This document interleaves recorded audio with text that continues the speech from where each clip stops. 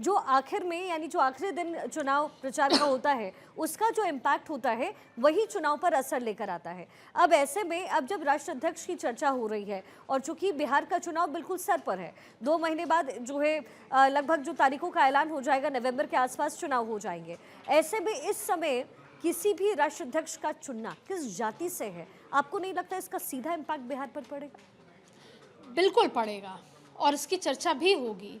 और उस लिहाज से फिर ओबीसी तो खुद नरेंद्र मोदी हुए, यानी कि कोई पिछड़ा और एससी वर्ग से कोई व्यक्ति होना चाहिए।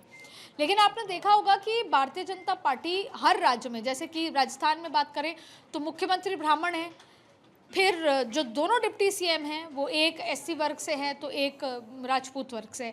सोशल इंजीनियरिंग का ध्यान पूरा रखती है। पर ये बात सही है कि उत्तर प्रदेश के चुनाव, बिहार के चुनाव, बंगाल के चुनाव, अगले 10 महीने में 5 राज्य और 1 यूनियन टेरिटरी का चुनाव है। तो जिस भी जाति के होंगे वो एक बड़ी मैसेजिंग होगी। क्यों? क्योंकि एआईसीसी में जैसे सोनिया गांधी के लिए कहा गया कि वो राष्ट्रीय अध्यक्ष नहीं होंगी क्योंकि उनकी उम्र हो चुकी है, तबीयत नासाज है।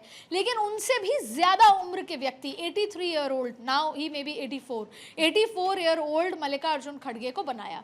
वो भी भाग भाग के प्रवास नहीं कर सकते, लेकिन मैसेजिंग क्या है कि वो दलित परिवार से आते हैं।